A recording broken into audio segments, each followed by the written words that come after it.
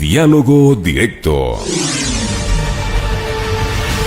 Son las 12 horas con 34 minutos, 12 con 34 minutos. Estamos de vuelta en Punto Noticias, segunda emisión. Y a esta hora saludamos a Andrea Gómez, doctora del Observatorio de Gestión frente al Coronavirus en la provincia de Pichincha. Doctora Gómez, buenas tardes. Gracias por acompañarnos. Hay nuevas cifras que acompañan este día o que reflejan la realidad de la situación del coronavirus en la capital de la República. Quito ha tenido un incremento de 173 casos en apenas 24 horas, totalizando un 10.208 casos, mientras que la provincia de Pichincha registró un incremento de 190 casos en la última jornada, sumando 11.269. Con estos datos, doctora Gómez, ¿cómo explicarle a la ciudadanía, a quienes nos siguen a través de redes sociales y nos escuchan, la realidad que enfrenta la ciudad de Quito y la provincia de Pichincha hoy por hoy? Buenas tardes, Licenia. Muchísimas gracias por la invitación. Es importante la información que se acaba de compartir. Lamentablemente los casos siguen en aumento. Esto se previno ya. Varios epidemiólogos, epidemiólogas, salubristas dieron a conocer a las autoridades locales sobre lo que podría suceder si se aumenta la movilidad a nivel de la capital y a nivel de la provincia. Y esto se veía venir. Lamentablemente no ha existido un cambio de política dentro del control de la pandemia, no se ve claramente una intención del control de la pandemia por parte de las autoridades nacionales, lo cual es muy preocupante. Desde la epidemiología, desde la salud pública hay formas y hay medios para el control de la pandemia que no se han fortalecido durante este periodo, especialmente después de la cuarentena, ni durante la cuarentena.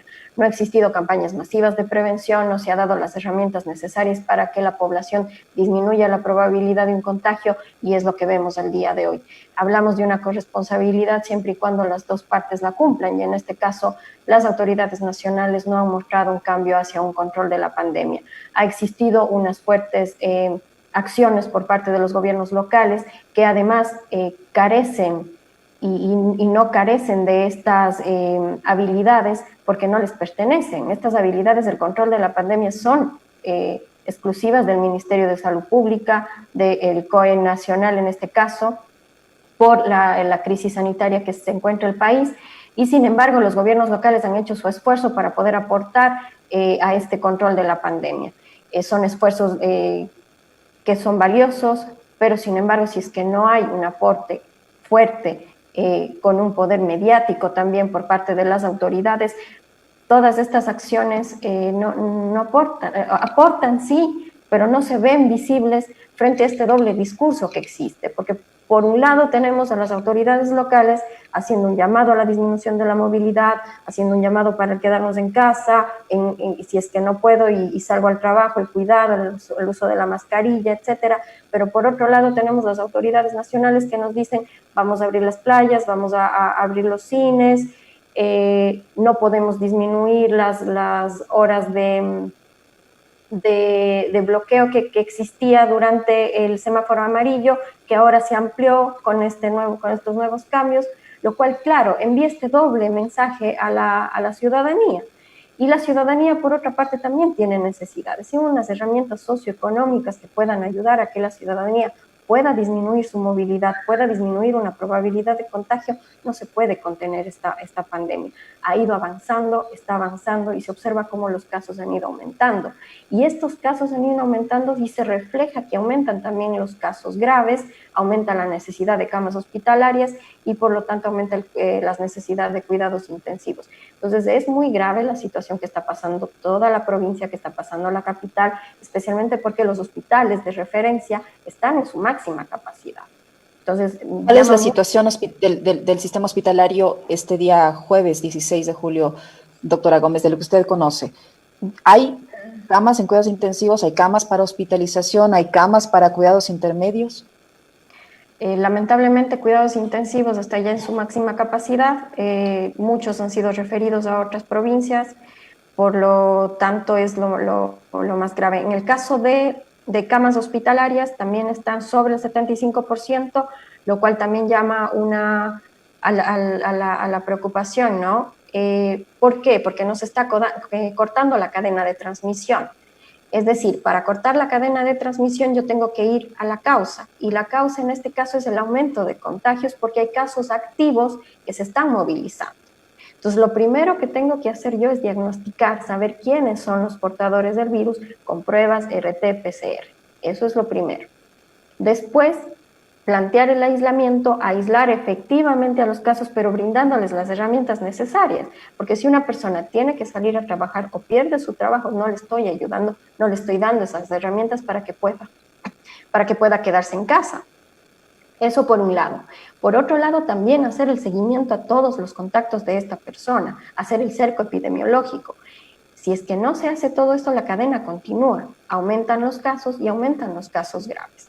Entonces, estamos frente a una cadena que no se ha cortado en ninguno de estos pasos y sigue en aumento. Doctora Gómez, en esta lucha contra el coronavirus cada minuto cuenta.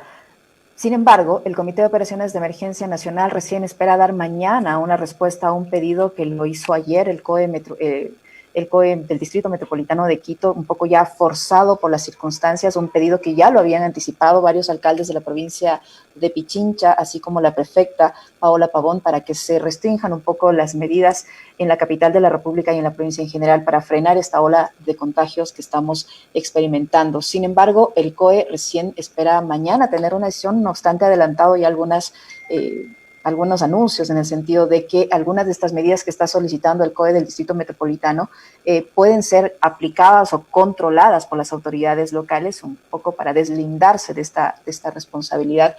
¿Cómo mira usted el tratamiento que está dando el COE nacional a las decisiones o a los pedidos que han adoptado los COEs locales, el de Quito, el de Cuenca, el de Loja, por ejemplo, que en las últimas horas ha decidido ya desconocer al COE nacional y tomar sus propias decisiones para manejar esta crisis? Claro, lamentablemente hemos visto una forma de manejo que no ha cambiado durante toda la pandemia. Se le dio a los COEs locales la decisión del color, pero sin el poder de decidir cómo lo van a vivir. Porque cada provincia, cada cantón tiene necesidades individuales y necesidades específicas, porque la pandemia ha pasado de una manera diferente en cada provincia y en cada cantón.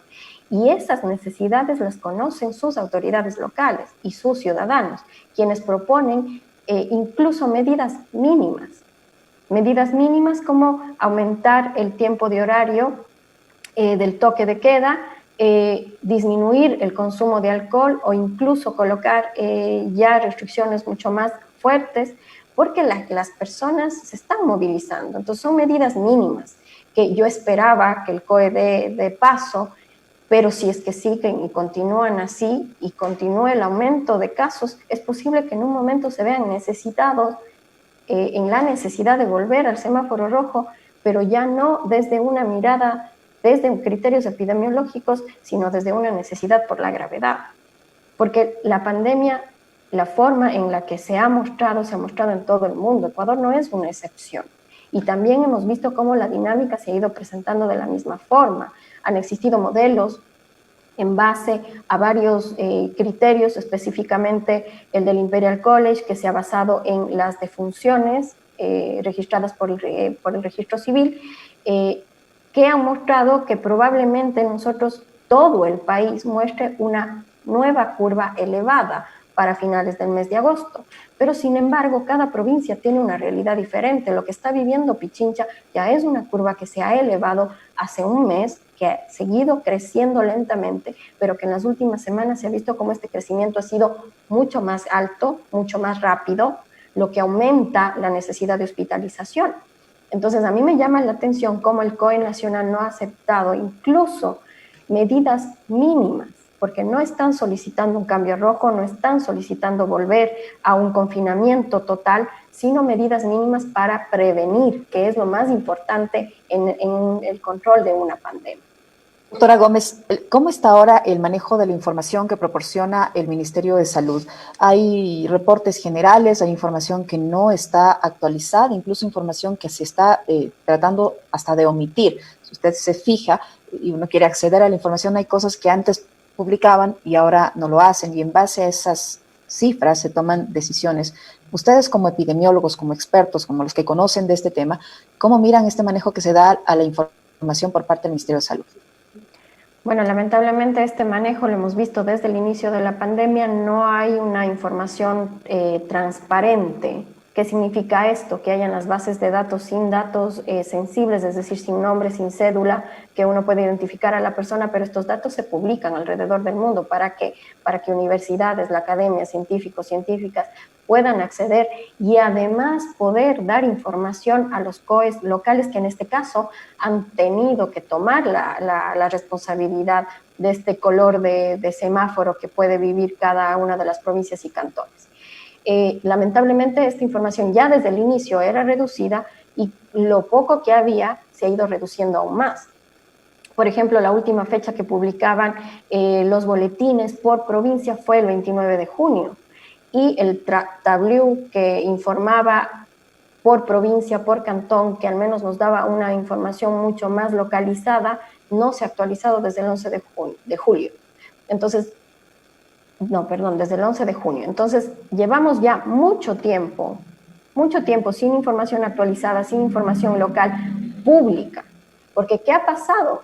Que muchos cantones, muchos gobiernos locales han tenido que hablar directamente con las autoridades de salud, con las autoridades de los cementerios, con las autoridades de los hospitales para conocer la realidad. Entonces, no solamente les han dado una función de decisión, sino también una responsabilidad que implica recursos humanos que puedan analizar esa información y que además puedan recoger toda esa información. Pero no se les ha dado ni los recursos económicos ni el poder de decisión, lo cual implica un esfuerzo mayor para poder llegar a la ciudadanía desde lo que se puede hacer legalmente. Porque en este momento, legalmente, la única autoridad que puede decidir lo que pasa en el país con respecto a las restricciones es el COE nacional. Pero si el COE nacional no toma indicadores epidemiológicos, la situación ya se ha agravado, es probable que se agrave aún más. Entonces yo hago un llamado a las autoridades nacionales de COE nacional que por favor tomen criterios epidemiológicos para las decisiones de restricción. Doctora Gómez, ¿cómo explicar que hay ciertos sectores de la ciudad, específicamente en el sur y en el centro, que contengan o que concentren más casos de coronavirus a diferencia de otros lugares de la capital que tienen menor número de casos? ¿Por qué se produce esto en estas zonas de la ciudad y cómo se puede hacer para controlar localizadamente en estos sectores la propagación del coronavirus? En el caso de la capital hay una gran movilidad de los cantones cercanos. Entonces, ¿qué pasa? Que la concentración de movilidad está en el distrito metropolitano, pero sobre todo por las actividades económicas, por el trabajo que realizan. Si bien hay fiestas de la ciudadanía, si bien la ciudadanía se ha relajado, pero la mayor parte de contactos y la dispersión es por la movilidad del lunes a viernes, que es la movilidad que mayormente existe en la capital por la actividad económica. Entonces, esta movilidad, ¿de qué cantones vienen? Todo eso está estudiado, todo esto se observa, y se observa que los cantones que tienen una mayor movilidad hacia la capital y entre los cantones son quienes presentan estas mayores tasas de contagio. Pero eso no implica que no haya casos activos en los otros cantones que no estén todavía detectados y que no estén todavía aislados. Entonces es muy importante tomar en cuenta la relación que tienen todos los cantones en la provincia de Pichincha, porque no es que un cantón no conecta con el otro cantón. Y más aún si las restricciones se van disminuyendo cada vez más, aumenta mayormente la movilidad para poder desarrollar esta actividad económica. Ahora, ¿por qué ha pasado esto? Porque la movilidad ya inició desde el 4 de mayo y ha ido aumentando. Y con el cambio de semáforo, esta movilidad aumentó mucho más. O sea, si bien ya existió un aumento lento y paulatino, después del cambio de semáforo se observó que aumentó mucho más la movilidad y que también tiene una correlación con el aumento de contagios. Doctora Gómez, se habla o se ha dado a conocer en las últimas horas que desde que comenzó esta pandemia, lo que tiene que ver con Quito, se han realizado alrededor de 137 levantamientos de cadáveres, sea en la vía pública como en los domicilios. Si sumamos esto a los más de 600 fallecidos en la provincia de Pichincha, en la capital de la República. ¿Cómo está el sistema funerario? ¿Hasta cuánto puede soportar el sistema funerario de la ciudad para no colapsar? En este momento, lamentablemente, se ha observado un aumento de fallecimientos diarios, que ya lo refleja incluso el registro civil en sus datos. El momento que uno analiza los datos ya observa un exceso de mortalidad en Pichincha, es decir, del promedio de los últimos 3 años, cuántas muertes yo esperaría que existan, y en toda la provincia ya se observa un exceso de mortalidad. Como dije, cada cantón tiene una realidad diferente y el caso del distrito metropolitano es quien se lleva el mayor peso de este exceso de mortalidad. Ya yo espero que ojalá las autoridades de los servicios funerarios, quienes son sus representantes, también puedan hablar ya directamente, porque son quienes tienen la mayor información y mucho más puntual. Pero claro, yo desde la teoría y desde la epidemiología temo un escenario en el cual no se pueda brindar los servicios que todas las personas y todas las familias merecen de pasar por una realidad como estas. Lo que quiero hacer notar también es que es una enfermedad prevenible. Es totalmente prevenible siempre y cuando hayan las herramientas educomunicacionales, socioeconómicas que permitan esa prevención. Eso es absolutamente cierto. No es solo responsabilidad de la ciudadanía que se ha relajado y que por necesidad tiene que salir, también es responsabilidad de las autoridades que escuchen a tiempo a las personas que conocen de la materia, en este caso a los epidemiólogos, a los médicos que están en primera línea enfrentando esta situación. Doctora, le queremos agradecer muchísimo por su tiempo, por la información que nos ha proporcionado. Andrea Gómez, integrante del Observatorio de Gestión frente al Coronavirus en la provincia de Pichincha, epidemióloga y médica conocedora de la materia. Andrea, muchísimas gracias. Muchas gracias por la invitación y por el espacio, y gracias por informar a la ciudadanía. En Punto Noticias, la noticia vive.